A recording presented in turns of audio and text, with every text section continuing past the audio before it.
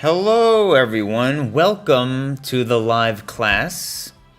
Are you ready to read a story and learn new vocabulary words? Let's start. Today we're going to read a story about an accident that causes someone to become paralyzed. That means that they cannot move, right? If your hand is paralyzed somehow, you will not be able to move your fingers. Let's start reading. In the heart of a bustling city where rain-soaked streets reflected the gray sky above, lived a man named Peter. One gloomy morning, as he made his way to work, fate dealt him a cruel blow. He was struck by a speeding vehicle, leaving him paralyzed from the neck down. Peter's once vibrant life turned into a somber existence of hospital rooms and endless therapy sessions. So, let's talk about the words in this paragraph. Number 1. Bustling. What does bustling mean? Bustling is describing a place full of energetic and lively activity, typically associated with a busy and crowded environment. In this case, the bustling city suggests a lively and active urban setting. What about the city in which you live? Would you consider your city a bustling city with lots of energy and activity, lots of life and movement? Is your city very crowded and busy? Is it bustling? Please tell us in the comments. Number 2, gloomy. The story said, one gloomy morning. What does gloomy mean? It says, referring to an atmosphere that is dark, depressing, or lacking in brightness. The gloomy morning implies a somber and dull weather condition. Do you like gloomy mornings? Do you like dark mornings with lots of clouds? Maybe it's rainy and depressing. Do you like that? Or do you like sunny mornings without any clouds in the sky? No clouds, sunny, beautiful, blue skies. That is the opposite of gloomy. Oh, welcome to the live class, Karen. Karen says, I live in a more quiet city, not so crowded. The weather was gloomy last week. Excellent sentences. Can you make sentences like Karen can? Let us know in the comments. Number 3, vibrant. What does vibrant mean? Characterized by energy, brightness, and liveliness. The phrase once vibrant life suggests that Peter's life used to be full of energy, color, and vitality before the unfortunate incident. So now Peter's life is not filled with energy and good, exciting things. His life is not very lively because he's depressed and he doesn't do anything exciting anymore. What about your life? Is your life vibrant? Is your life filled with energy and brightness? Is your life lively? Filled with lots of exciting and good positive activity? Let us know in the comments. Oh, Karen says, I like to wear vibrant colors. So Karen likes to wear colors like maybe bright yellow, pink, or a bright blue. Maybe she does not like to wear darker colors like gray or black. Okay, somber is another word that we can learn. What does somber mean? Conveying a mood or atmosphere that is dark, serious, and solemn. The description of Peter's existence turning into a somber reality indicates a shift toward a more serious and gloomy state of being, marked by the challenges he now faces. So somber is similar to the word gloomy, right? Depressing, dark, lacking brightness. His life is now somber. It is not vibrant anymore. What about your life? Would you say that your life is somber, dark, depressing, serious, not fun, not a life that makes you smile? Please tell us in the comments how you feel. Let's continue reading the story.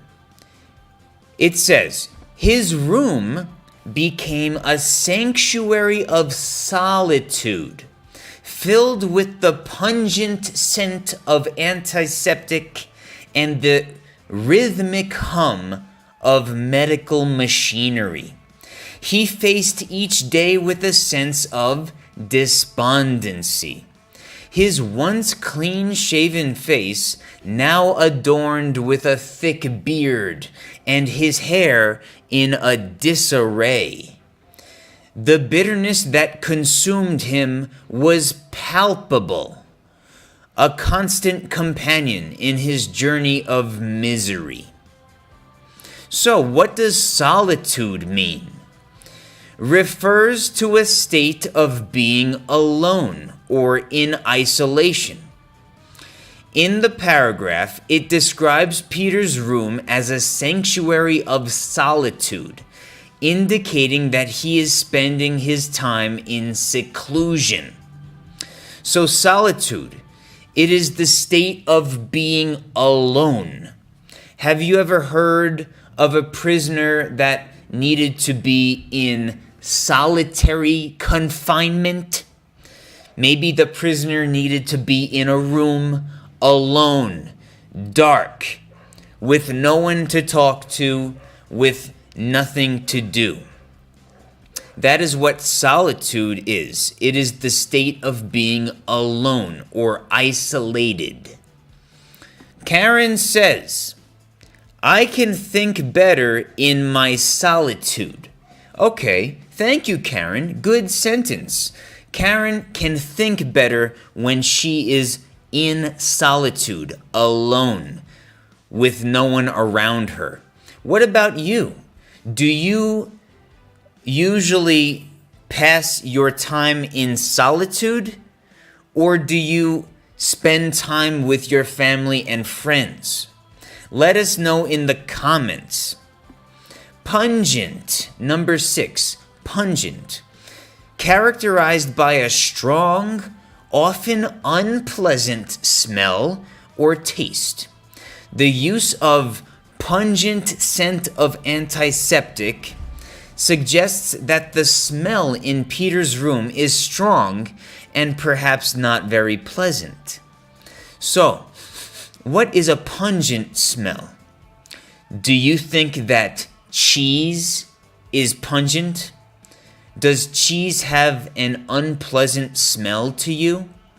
Or maybe when somebody cooks fish, you think that the smell of the fish is pungent, not very pleasant.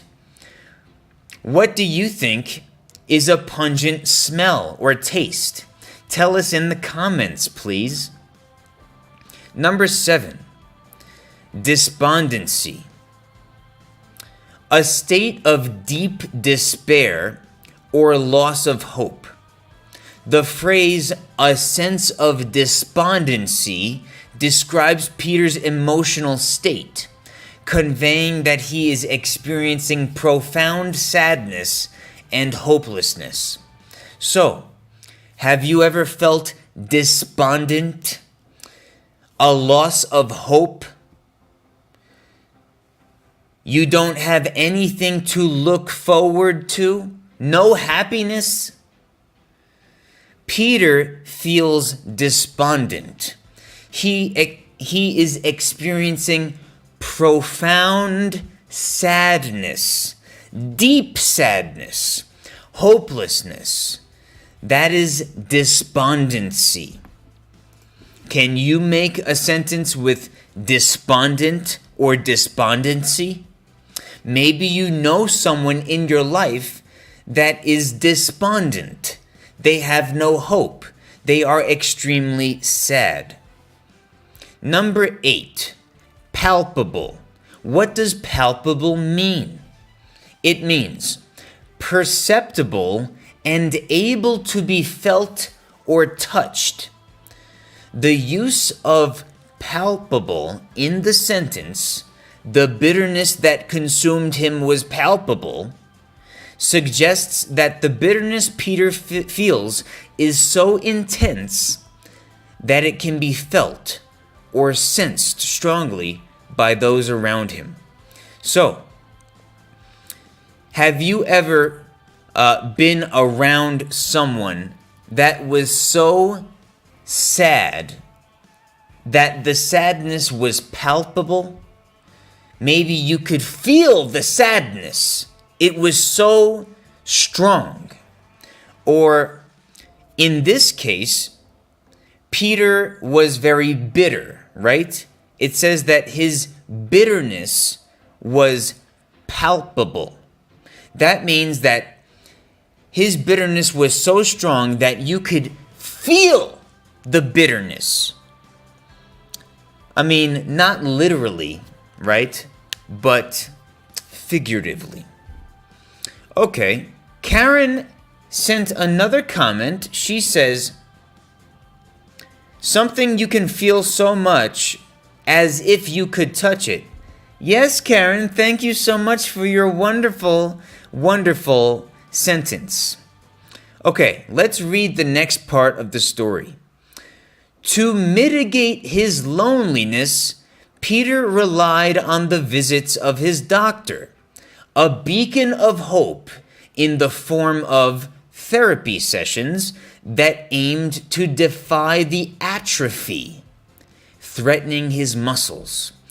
Every 6 months, he undertook the arduous journey to a special clinic where experimental treatments held the promise of a miraculous recovery. So, what does mitigate mean? To lessen or reduce the severity, intensity, or impact of something. To make it less. In the narrative, in the story, Peter relies on the visits of his doctor and therapy sessions to lessen the effects or to mitigate the effects of his paralysis and loneliness. So, if you were extremely sad, what would you do to mitigate your sadness, to lessen your sadness? Or what would you do to mitigate the effects of your negative circumstances? Maybe you would watch a movie to mitigate your sadness. Welcome to the live class. Hello, is the synonym alleviate? That is a fantastic word. Excellent job. Really good. Alleviate is another really good word that you can use, right? How would you alleviate your sadness? Or maybe you are sick, right? And you have a really bad cough and sore throat. How would you alleviate the intensity of your symptoms? Maybe you can drink a hot cup of tea with honey. That's what I do sometimes when I feel sick. Very good word. Number 10, atrophy. The wasting away or degeneration of body tissues, often due to lack of use or disease. The reference to defy the atrophy threatening his muscles indicates that the therapy sessions aim to prevent or slow down the deterioration of Peter's muscle mass. So, atrophy, in this case, right? If you do not use your muscles, what will happen to your muscles? They will start to atrophy. If you do not use your muscle, it will atrophy. It will waste away. It will deteriorate. It will become weak. Do you know someone whose muscles are atrophying because they cannot use them? Or maybe they are very lazy and they do not use them. They just watch TV all day. Peter's muscles are atrophying because he is paralyzed and he cannot move anything except for his head a little bit. That's very sad, right? Let's move on to number 11. Experimental. Involving a test, trial, or innovative approach that is not yet established or widely used. The phrase experimental treatments refers to medical interventions that are in the testing or research phase, suggesting they are not conventional or proven methods, but hold the potential for positive outcomes. Hello, welcome, Aisha Ali Ahmed. Welcome to the live class. So, have you heard of any experimental treatments? Perhaps they are not established treatments. They are not widely used, or maybe these experimental treatments are in the testing phase. They are in the trial phase. Oh, we have someone, Atefe Aghababe. He says, or she says, unfortunately, my cousin was suffering from this disease. Oh, I'm very sorry. I'm very sorry for that. Do you know someone who was suffering from a sickness and the well-known modern established treatments weren't working? Maybe that person needed to undergo an experimental treatment. Let's continue reading the story. Enter Jennifer, a young woman hired to be his maid and companion. Her infectious positivity clashed with Peter's bitterness like thunder against a stormy sky.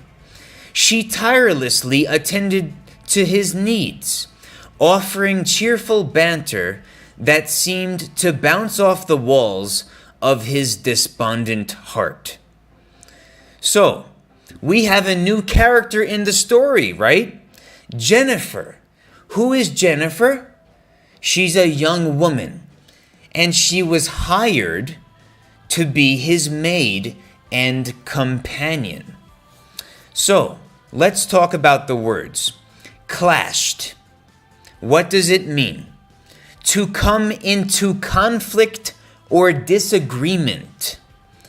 The use of infectious positivity clashed with Peter's bitterness suggests that Jennifer's upbeat demeanor contrasts sharply with Peter's negative outlook.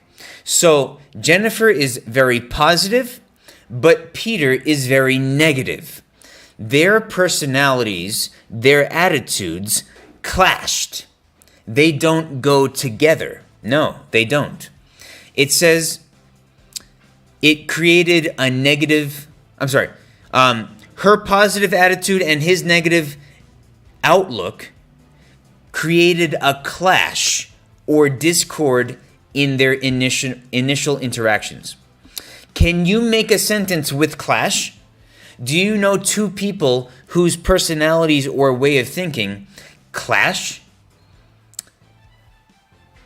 Let us know in the comments. Banter. What does banter mean? Yes, very good, Aisha Ali Ahmed. They don't match. Very good way of putting it. Fantastic. Banter. What is banter? Playful and light-hearted exchange of teasing remarks or witty comments. The mention of cheerful banter indicates that Jennifer engages in good-natured teasing or joking with Peter. So she tries to make jokes. She tries to tease him a little bit. This is banter. It's cheerful. It's positive. It is good-natured. She doesn't want to hurt his feelings. She wants him to smile and to be happy.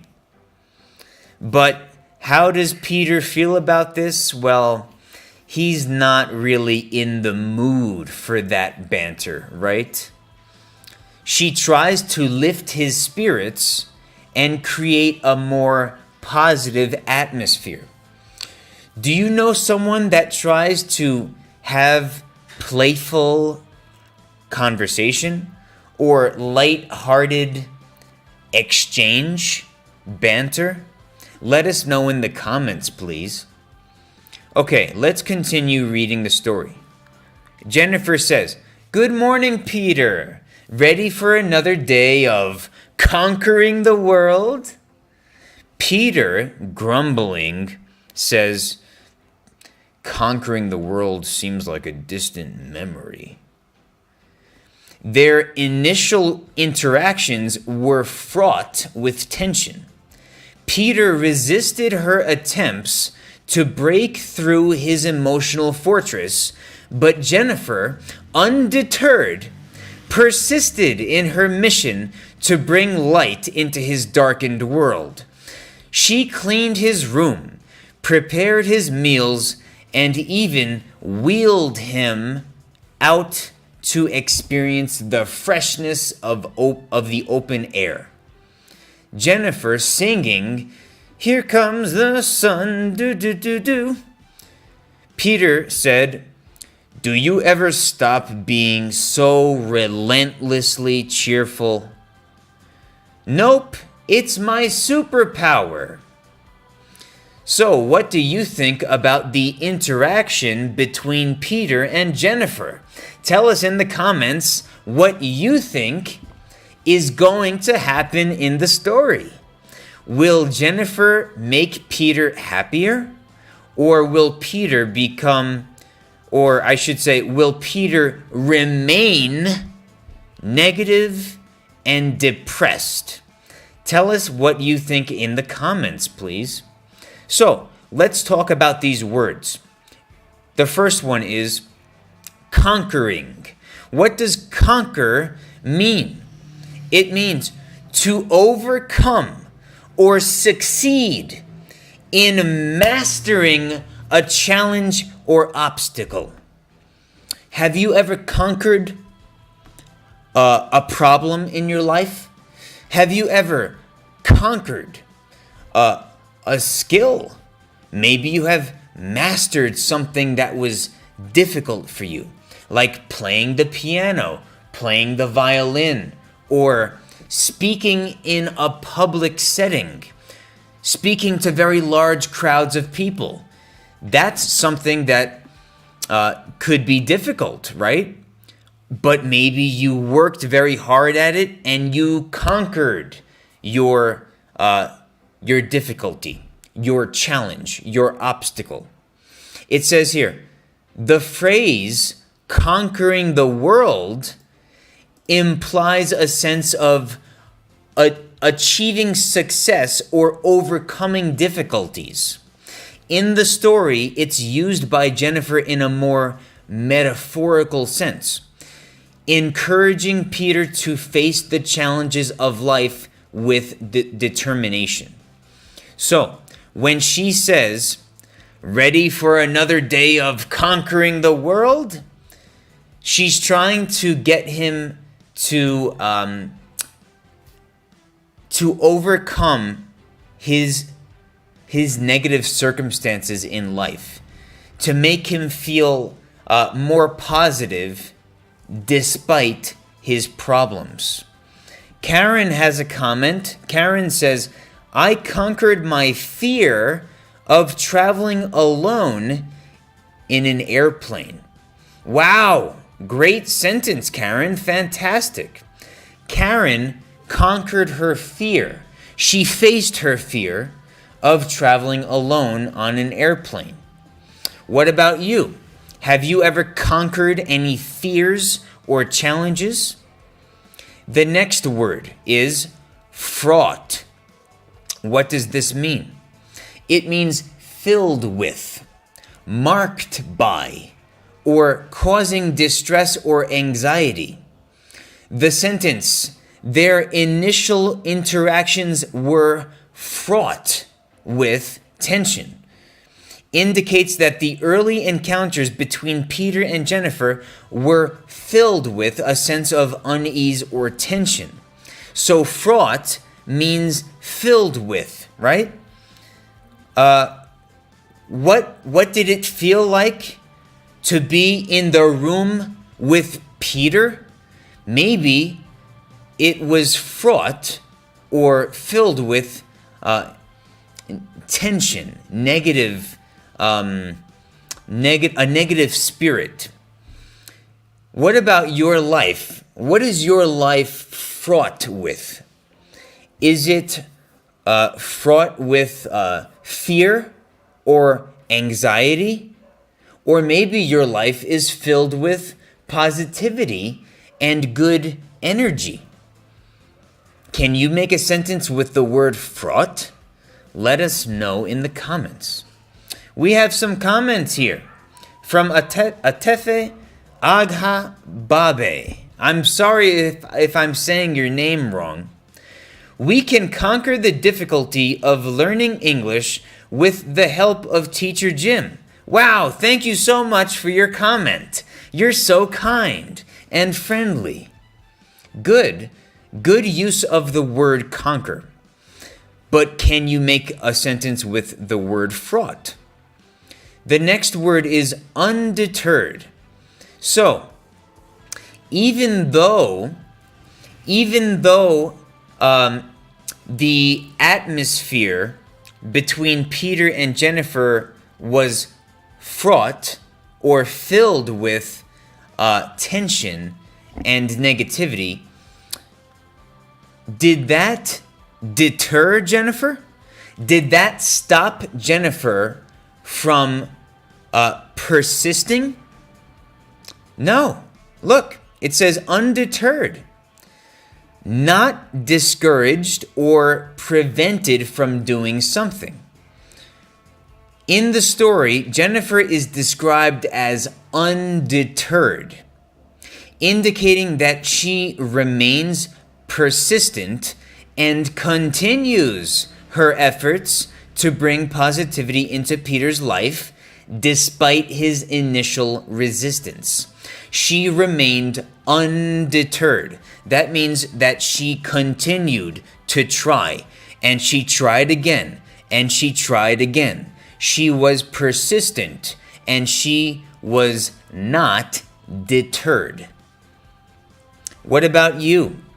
When you face a challenge, do you remain undeterred, or do you give up very quickly, very easily? Let us know in the comments. Can you make a sentence with undeterred? Maybe you know somebody that had to overcome a challenge. Were they deterred, or did they remain undeterred? Please tell us in the comments. Relentlessly. So a person who is relentless is also undeterred, right? It says, in a persistent, unyielding, or determined manner. The phrase relentlessly cheerful suggests that Jennifer maintains her positive attitude consistently and without giving up, even in the face of challenges or resistance from Peter. So, her positivity was relentless. It never stopped. Do you know somebody whose good attitude is relentless? They never stop having a good attitude? That's a very positive person, right?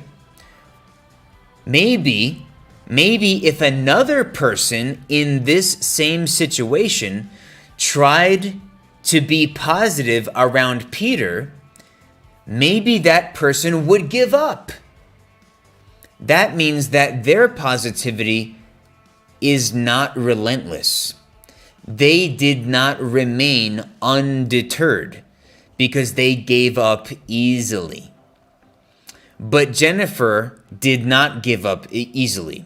She remained undeterred. She had a relentless positivity. Next part of the story. As time passed, a subtle transformation occurred. Peter found himself softening in the face of Jennifer's unwavering optimism. Movie nights became a regular occurrence, and outings to nearby parks became a welcomed escape from the monotony of his confined existence. In one of the experimental treatment sessions, Peter and Jennifer met with the doctors, hope lingering in the air. Okay, let's talk about these words now. Subtle. What does subtle mean? Subtle is something not immediately obvious or easily perceived. Something you cannot see very easily. Something you do not notice very quickly or very easily. So, a subtle can also be a taste or a smell, but it is not strong. It is a delicate smell or a delicate taste. It is not overt. It is not too strong. Have you ever tasted some kind of food and there was a subtle taste of something? Not very strong, not very powerful, but subtle. Or maybe you walked into someone's home, right?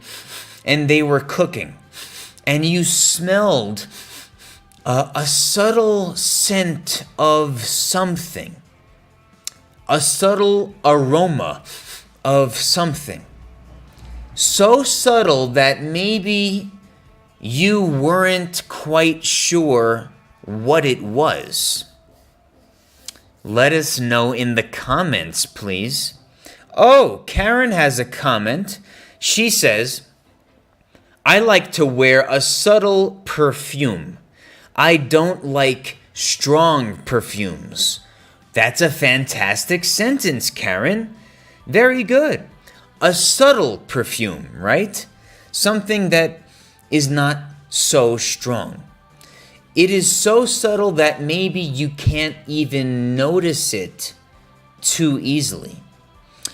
It says, the phrase, a subtle transformation occurred, indicates that the change in Peter's demeanor under the influence of Jennifer's positivity was not dramatic or easily noticeable at first.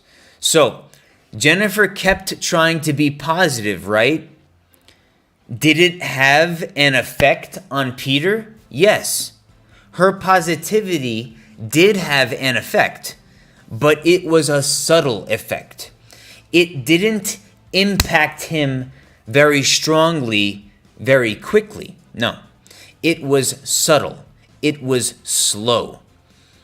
It was not easily noticeable at first.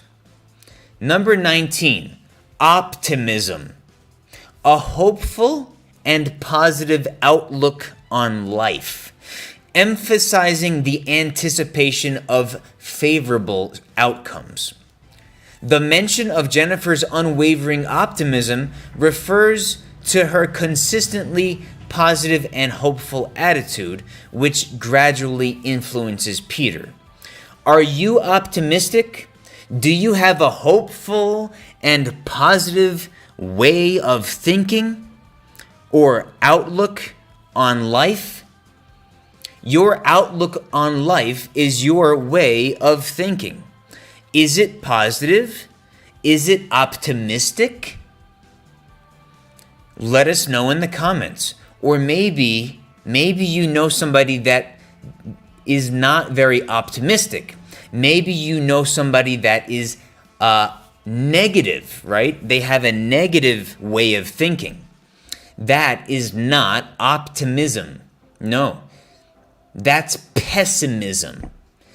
That is a person who is pessimistic. Number 20, monotony. What does monotony mean? Monotony is a state of tedious sameness. The same thing over and over again. That is monotony or monotonous. It is the lack of variety. You see? Something that is monotonous is the same thing over and over again. If you always wear the color green, it starts to get a little monotonous. You should try to change the color that you wear. Oh, we have a comment from Aisha Ali Ahmed. I'm optimistic and not pessimistic. Thank you so much for your wonderful sentence. You are doing a fantastic job. A wonderful job. Okay, it says, the reference to the monotony of his confined existence suggests that Peter's daily life had become dull, repetitive, and lacking in diversity. Speaking in a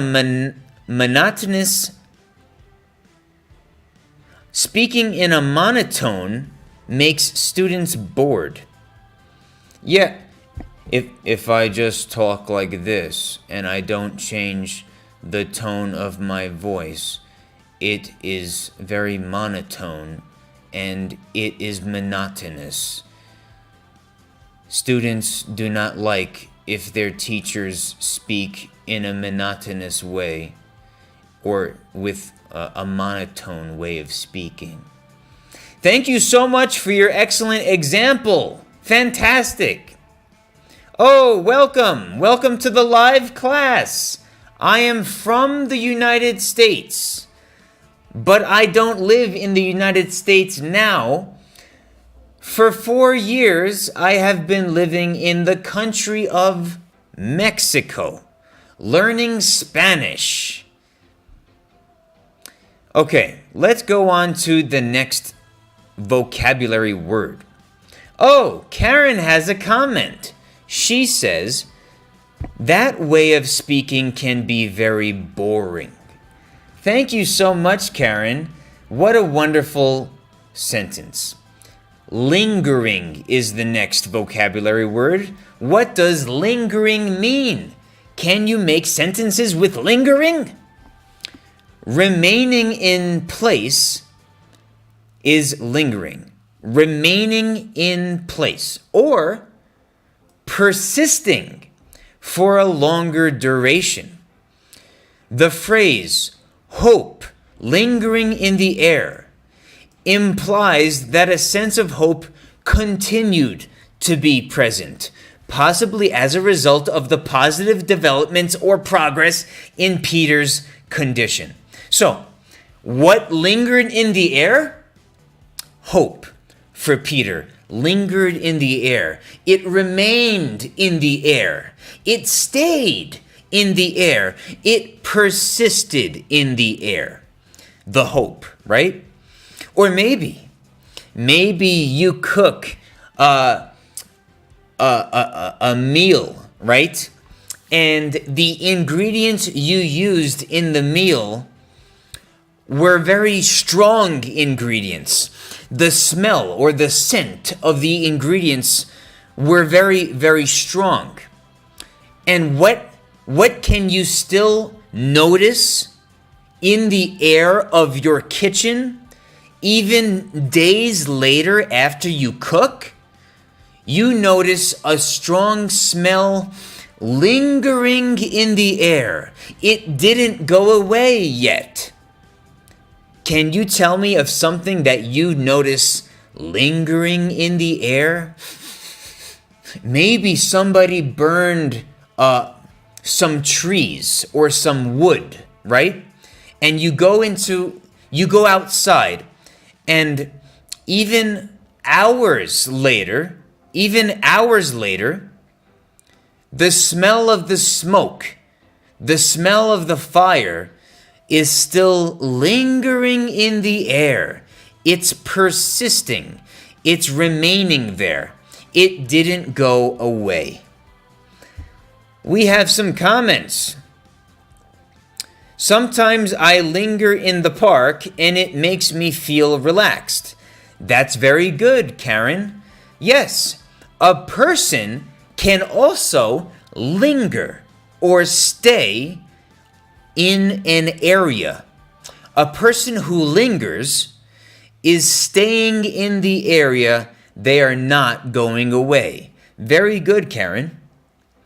Aisha Ali Ahmed says, your teaching methods are fascinating, so these words will linger in our minds forever.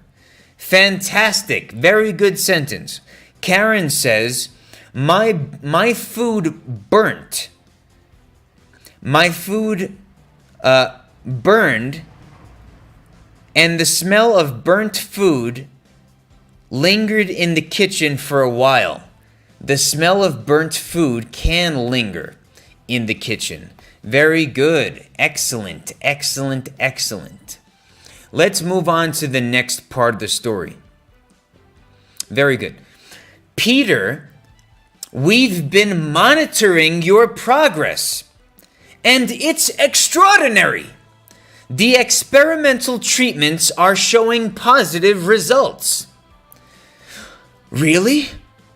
Yes, the paralysis is slowly receding. You might regain more mobility. With newfound optimism, Peter and Jennifer faced a future filled with possibilities. The bitterness that had defined him for so long melted away, replaced by gratitude for the love that had blossomed in the most unlikely circumstances. Let's talk about these three words. The first one is monitoring. The act of observing, checking, or keeping track of something over time. Have you ever monitored the progress of your English? Maybe you have kept track of your English progress. You have monitored it. Maybe you wrote notes, right? You kept notes of how you are doing. You have observed something. What sentence can you make with this word, monitor? For example, in the story, what did the doctor monitor? The doctor monitored the progress of Peter's paralysis, his condition, right? The doctor is saying that he has been checking on Peter's progress over time, and now he sees good results. There's hope now. The next word is regain. What does regain mean? To recover or reacquire something that was lost or diminished. The phrase, "you might regain more mobility," suggests that there is hope for Peter to recover some of the movement and functionality he lost due to paralysis. So, what did Peter regain? He regained mobility. He might regain, actually. The doctor said he might regain mobility. We have some sentences here. I haven't monitored my English level recently. Oh, so you haven't been keeping track of your English progress. Thank you for your sentence. I monitor my blood pressure. That's very good. You monitor your blood pressure to make sure that it doesn't go too high or it doesn't go too low, right? You keep track of it. Very good. What about a person who gets sick and they lose the strength? They lose strength in their muscles or in their body. How can they regain their strength? Well, maybe they can regain their strength by resting and eating healthy meals, having a healthy diet. They can regain their strength. Sometimes a person whose muscles atrophy, right? A person whose muscle deteriorates needs to regain their muscle. They need to regain their strength. How? They need to do exercise, right? They need to exercise. They need to lift weights, maybe. And this is a way that they can regain their strength and their muscle. Can you make a sentence with regain? Maybe you lied to somebody, right? You said something that was not true to somebody, and now you lost their trust. You lost their confidence. How can you regain that person's trust? How can you regain that person's confidence in you? Tell us in the comments. We have a comment. It says, they can regain through physiotherapy. Very good sentence. They can regain their strength, right? Very good. Number 24, vocabulary word number 24 is newfound. What does that mean? When you find something recently, or when you find something new, it's newfound. It says, recently discovered or acquired, not previously known or possessed. The term newfound optimism refers to a recently discovered or newfound sense of hope and positivity that Peter and Jennifer are experiencing as a result of positive changes in Peter's condition. So, Peter obtained a newfound hope when the doctor told him that the experimental treatment may allow him to regain his mobility. Can you make a sentence with newfound? For example, if you meet somebody new, you meet a new person, right? And you start talking to the person, and wow, this person is so great. Like, I love the way this person thinks. And I get along with this person very well. You made a newfound friend. You have a newfound friend now. You found a new friend, right? It's a newfound friend. Can you make a sentence with newfound?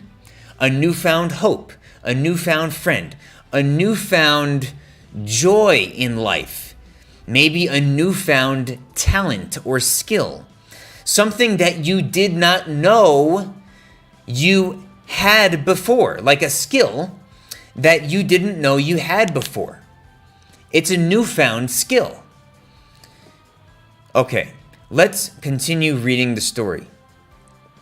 As Peter's physical condition improved, Jennifer's role evolved from caregiver to confidant. They spent evenings sharing stories, dreams, and fears. Jennifer's unwavering support and Peter's gradual acceptance of his changed circumstances laid the foundation for a deep and meaningful connection. Wow, so Peter and Jennifer's relationship is changing, right? Their relationship is evolving into something different. And also, Peter is starting to accept his circumstances. Karen says, "When I joined Teacher Jim's class, I had a newfound motivation to practice English." Wow, Karen, that sentence is really excellent. It is really wonderful. Fantastic. Thank you. Confidant. What is a confidant? Maybe your best friend is your confidant. Or maybe you have a sibling, a brother or sister, and you are so close with your brother or sister that he or she is your confidant. A person with whom one shares private thoughts, feelings, and concerns. Who is your confidant in your life? Who do you share your private thoughts, feelings, and concerns with? That person is your confidant. It says, the mention of Jennifer's role evolving from caregiver to confidant indicates that she becomes someone with whom Peter shares his personal and emotional experiences. So now Peter views Jennifer as his confidant. She's not just a caregiver. She's not just a person that cleans. She's not just a person that makes him food or a drink. Now she's his confidant. Now he can share his personal and emotional feelings and experiences with her. Very good. Okay, the next word is acceptance. Acceptance. What is that? The act of recognizing and embracing a situation or condition without resistance. So, can you accept that you are sick? Can you accept that you are sick? I'm not saying you are sick. I'm just saying if you get sick one day, do you think that you will accept your new circumstances? Or will you resist? Will you constantly be resisting? When you accept new circumstances, that means you recognize that you cannot change your new circumstances. You have accepted them, and you are not fighting anymore. You are not struggling anymore. You are not resisting those new circumstances anymore. You have accepted them. The phrase Peter's gradual acceptance of his changed circumstances refers to his process of acknowledging and coming to terms with the realities of his altered or changed life due to paralysis. Okay, let's continue reading the story. One evening, as they watched the sunset from a park bench, Peter turned to Jennifer with a newfound vulnerability. Peter says, "I never expected someone like you to come into my life." Jennifer says, "Life has a way of surprising us, Peter.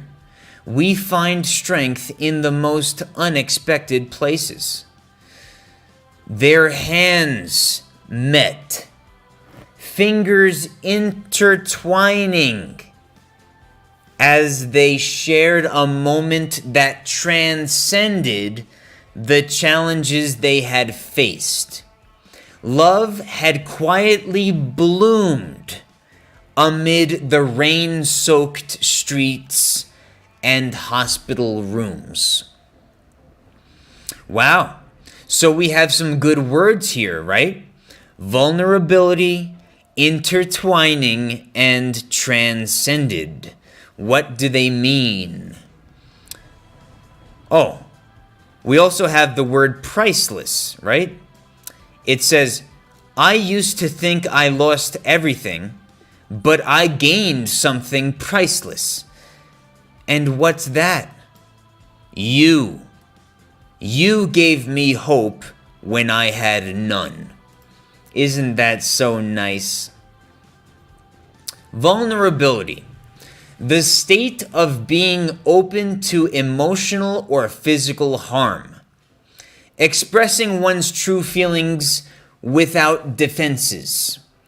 When Peter turns to Jennifer with a newfound vulnerability, it means he is revealing a more sensitive and open side of himself. So, when you are vulnerable with someone, that means that you can open up your heart. You can share your feelings with someone, and you can let down your defenses. You can let down your guard. Do you have someone in your life that you can be vulnerable with? Or maybe you are a person that always keeps up his or her defenses, and you are never vulnerable. You can never open up your feelings with anyone. Are you a vulnerable person? Or do you keep your guard up? Let us know in the comments. We have some sentences. Aisha says, "No one can be treated unless they've accepted their illness." Okay. Karen says, "I'm not so vulnerable because it's difficult to trust people sometimes." That's a really good sentence, Karen. Karen says that because it is difficult to trust people, she is not so vulnerable. She doesn't open up her feelings very easily. And yeah, you are right, Aisha. Sometimes people who have trouble accepting their illness, they might have trouble being treated for their illness.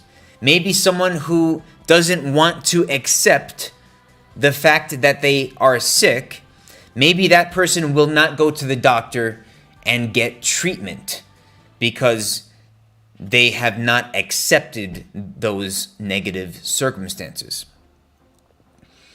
Okay, intertwining. What does that mean, intertwining?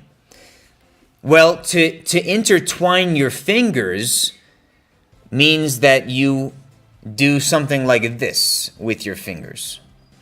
You are weaving or twisting together your fingers, right? The phrase, their hands met, fingers intertwining, describes a physical connection between Peter and Jennifer, symbolizing their growing emotional bond. So, have you ever intertwined your fingers with someone else? Maybe you have a husband or a wife. Have you intertwined your fingers with that person? But intertwining isn't only about the fingers, right? And intertwining is not only about physical things. Like ideas maybe can be intertwined, right? Maybe you're thinking about some ideas and you actually blend. You blend the ideas together. Or maybe you are making a meal and you want to intertwine some flavors. Can you make a sentence with intertwine? Something that's twisted together or weaved together. Can you make a sentence? Okay, next word is transcended. To go beyond or rise above a particular state or condition. In the context of the story, transcended the challenges indicates that the connection between Peter and Jennifer went beyond the difficulties they faced, surpassing and overcoming those obstacles. Can you transcend the problems that you face in your life? Can you transcend them? Can you overcome them? Can you surpass them?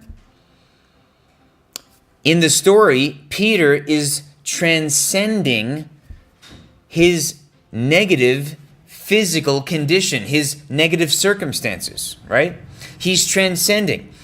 How? How is he surpassing them? How is he overcoming them?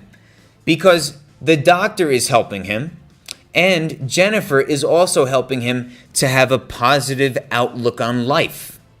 Very good. Priceless. What does priceless mean? You cannot put a price on something because it is so valuable. It is invaluable. Something priceless is invaluable. Having a value beyond measure. You cannot measure how valuable it is because it is just so valuable. Wow, that's a great sentence, Atefe Agha Babe. Many wires were intertwined. That's a very good sentence. Wires can be intertwined. Very good. What is something priceless to you? What is priceless in your life?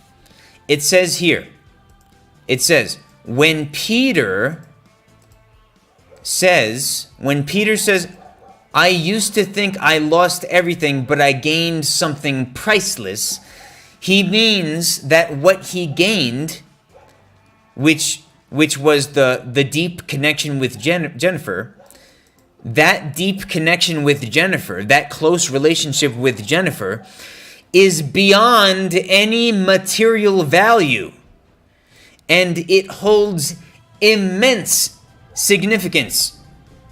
So, do you have a relationship in your life that is priceless? Maybe the relationship between you and your loved one, the relationship between you and your father or you and your mother. Is that relationship priceless? Is it invaluable? Does it have a value that you cannot measure because it is too great? Tell us in the comments. We have a comment from Aisha. When a neighbor of mine is aggressive, she usually intertwines sugar with salt while cooking. A person who cooks with sugar and salt, they intertwine the flavors of the sugar and the salt, intertwine together. Yeah, that can be. I don't know what you mean when you say when a neighbor of mine is aggressive. I'm not sure about that. Sung Hui Meng. I don't know if I'm saying your name right. I'm sorry. Hello! Welcome, Seng Hui Meng. Welcome to the live class. It's good to have you. So, if you can make a sentence with priceless, please do so in the comments. Okay, next part of the story. Then, in an unexpected turn of events, Peter's ex-fiancée, Lisa, and his former best friend, Mark, made a rare visit. Lisa says, "Peter, we heard about your progress." And Peter said, guarded, "What do you want?" Mark said, "We wanted to see how you're doing." Jennifer said, supportively, "Peter, I'll give you some space." As Jennifer stepped back, Peter faced his past. Lisa said, remember, Lisa is Peter's ex-fiancée. He was going to marry her before he had the accident, before he became paralyzed. Peter was going to marry Lisa, but she is his ex-fiancée now. She says, "Peter, I never meant to hurt you." "No?" Sarcastically, Peter says, "No? Oh, leaving me for my best friend seemed like a charitable act." "It wasn't planned. We just save it. I've moved on." Peter, it says, cut in. Peter cut in when he said, "Save it. I've moved on." As they left, Peter turned to Jennifer, who returned to his side. "Are you okay?" "Better than ever. They're the past. You're my present and future." As they wheeled out into the open air, hand in hand, the rain-soaked streets seemed to transform into a pathway of hope, leading Peter and Jennifer toward a brighter shared future. Okay. So, the first word here is, or the first phrase, right, is some space. What does it mean when a person says some space? I'll give you some space. It says, a request for privacy or distance, asking to be left alone for a period of time. When Jennifer says, "Peter, I'll give you some space," she is acknowledging his need for personal time or solitude. So, if you see that somebody needs to be alone, you can say, "I'll give you some space."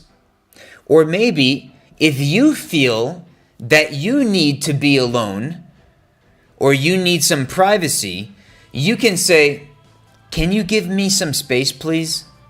I just need some time alone." Can you make a sentence with some space?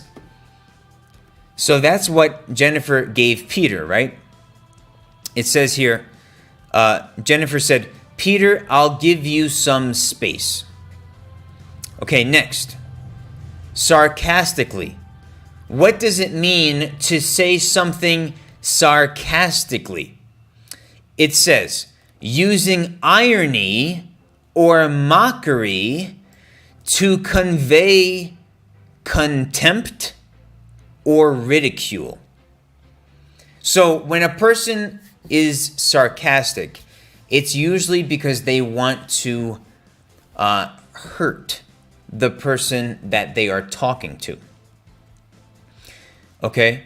When a person says something sarcastically, their words are not meant to be taken literally. So it says, when Peter responds to Lisa's apology, right? Remember, Lisa is his ex-fiancée. She left him to be with Peter's best friend, Mark, right? When Peter responds to Lisa's apology with, no, leaving me for my best friend seemed like a charitable act. He is expressing his bitterness and disappointment through sarcasm. So what does he mean? He says, he's basically saying that when Lisa left him to be with his best friend Mark, she really hurt him. She really hurt him, and he made like a sarcastic way of, or he said it in a sarcastic way by saying, yeah, what you did was like a charitable act. What you did was an act of giving, a generous act. By leaving me to be with my best friend, it was something that you did because of your kindness, right? Of course, he doesn't really think that what she did was kind. That's the point. He said it sarcastically. Have you ever said something sarcastically to someone else? Maybe you can make an example of sarcasm in the comments, using irony or mockery. For example, if you think that someone is not very smart, you might say, oh yeah, you should be able to do that because you're so smart. It's not because you really think the person is so smart. You actually are trying to say that the person is not smart. Oh yeah, I'm sure you'll be able to solve that problem because you're so smart. So you don't really think the person is smart. You're just using sarcasm. And that's actually something that is meant to hurt someone else. What does it mean to cut in a conversation? What does it mean when someone is cutting in a conversation? Well, it says interrupting or interjecting into a conversation, often in a sharp or abrupt manner.